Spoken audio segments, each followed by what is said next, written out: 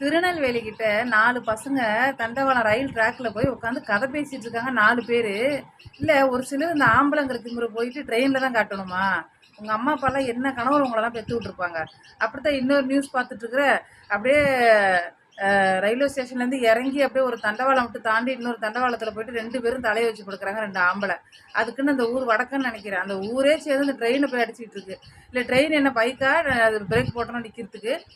இந்த திருநெல்வேலி கிட்ட அந்த 4 பொடுசும் பாரு அத்தனை நாயம் பேசிட்டு இருக்கோம். ட்ரெயின் பக்கமாக வந்துருச்சு. ட்ரெயினுக்கு அப்படியே ஏற்றி நசிக்கிட்டு போனால் அவங்களெல்லாம் ஒன்றுமே பண்ண முடியாது. நஷ்டம் உங்களுக்கு தான்.